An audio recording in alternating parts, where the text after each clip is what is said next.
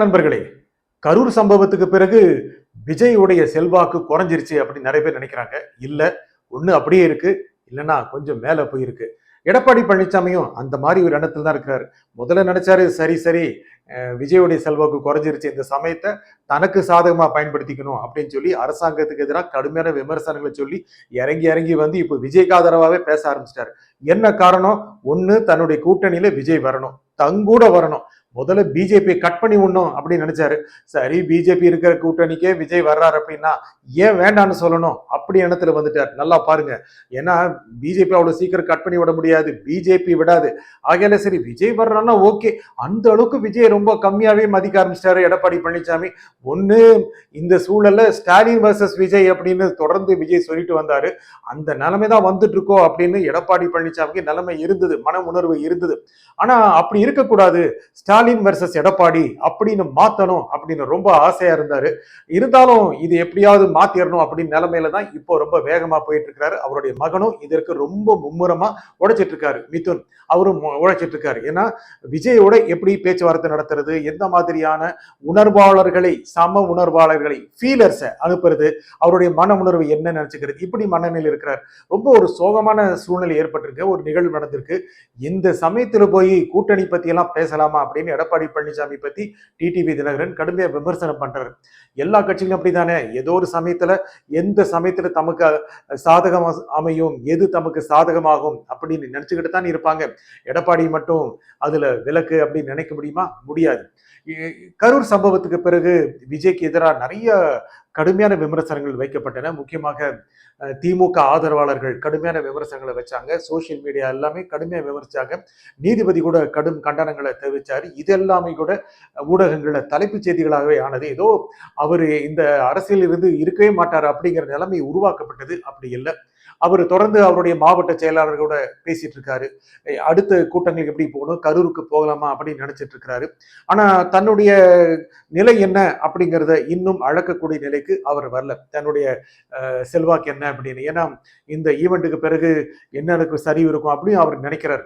எத்தனை கட்சிகள் அவர் தன் பக்கம் வந்துட மாட்டாரா, அவர் பக்கம் போயிட மாட்டாருன்னு நினைக்காத கட்சியே இல்லைன்னு சொல்லலாம், திமுகவை தவிர. ஏன் திமுகவோட நினைக்கக்கூடிய வாய்ப்பு இருக்கு. எடப்பாடி பழனிசாமி கூட ஒன்று நினைக்கிறாரு. பாஜகவும் எப்படியாவது விஜயை தன் பக்கம் இழுத்துக்கணும்னு நினைக்குது. அண்ணாமலை தனி ட்ராக்கா தன் பக்கம் வந்துட மாட்டாரா அப்படின்னு நினைக்கிறாரு. இது எல்லாம் சேர்ந்து விஜய்க்கு ஏதோ பலவீனமா இருக்காரு, எல்லாரும் தன் பக்கம் இழுக்க நினைக்கிறாங்க அப்படி நிலைமையில அப்படியே பலவீனமா இருப்பாரா? சரி, ஒரு பொருள் மலிவு விலை விற்குது, எல்லாரும் வாங்க போனாங்கன்னா என்ன ஆகும்? அந்த மாதிரி தான் விஜயோடைய செல்வாக்கும் எத்தனை பேருடைய ஆஃபர் காரணமாக உயர்ந்துகிட்டு தான் இருக்கு. அவரு சைலண்டா தான் போயிருக்கிறார். இன்னும் கூட அவர் எந்த முடிவும் எடுக்கல. ஏன்னா காங்கிரஸும் ஆசைப்படுது, பாஜகவும் ஆசைப்படுது. எடப்பாடி கேட்கவே வேண்டாம், கூட்டணி அமைஞ்சிருச்சுங்கிற மாதிரி இருக்கிறார். அடுத்து தாண்டா முதலமைச்சர் அப்படின்னு நினைச்சிட்டு இருந்தாரு. ஆனா முழுமையாக ஒரு தனி ஆட்சி அமைக்க முடியும் அப்படின்னு நினைக்கிறார். அப்படியே சரி விஜய் வந்துட்டாரு, பிஜேபி வந்துருச்சு, அவ்வளவுதான், இனி தனி கட்சி ஆட்சி, அதிமுக 125 சீட்டு, எடப்பாடி முதலமைச்சர் யாருமே கேட்க முடியாது அப்படின்னு நினைச்சவரு அப்படி இருக்காதோ, சீட்டு குறைஞ்சிருமோ, கூட்டணி ஆட்சி தான் அமைக்கிறோமோ, சரி இருந்துட்டு போது விடுங்க, கூட்டணி ஆட்சினால முதலமைச்சர் ஆனாலும் பரவாயில்ல அப்படிங்கிற நிலைமைக்கு வந்துட்டார். அதுக்கப்புறம் எப்படியாவது ஸ்டாலினை தோற்கடிக்கணுமே அப்படின்னு எடப்பாடி ரொம்ப விரும்புறார். ஆகையால விஜய் வெர்சஸ் ஸ்டாலின் அப்படி ஆயிருவோம், ஆனா பரவாயில்ல, அந்த நிலைமைக்கு எடப்பாடி வந்துருவாரு மாதிரி தெரியுதுங்க. காங்கிரஸ் அவ்வளவு சீக்கிரம் கூட்டணி மாறாது, ரொம்ப கவனிக்க வேண்டிய விஷயம். காங்கிரஸ் அவ்வளவு சீக்கிரம் மாறாது. ஏன்னா அது ஒரு தேசிய கட்சி. தேசிய லெவலில் நாடாளுமன்றத்துல திமுகவுடைய எம்பிக்கள் காங்கிரஸுக்கு ரொம்ப ரொம்ப அவசியம். பலமுறை நம்மளும் பேசி இருக்கோம். ஏன்னா இந்த எம்பிக்கள், திமுக கிட்டத்தட்ட 22 எம்பிக்கள் காங்கிரஸுக்கு ஆதரவாக நாடாளுமன்றத்தில் குரல் கொடுத்ததால் உண்டு. சரி, நமக்கு விஜய் ஒரு 60 சீட்டு கொடுக்கிறாரு அப்படின்னு சொல்லி போயிட்டோம்னா திமுக ரொம்ப ஃப்ரீ ஆயிரும். காங்கிரஸும் போயிருச்சா, பாஜகவோட நல்லாவே உறவு வச்சுக்கலாம், அந்த மாதிரி நிலைமைக்கு திமுக வந்துடும். அதை காங்கிரஸ் அலோவ் பண்ணாது.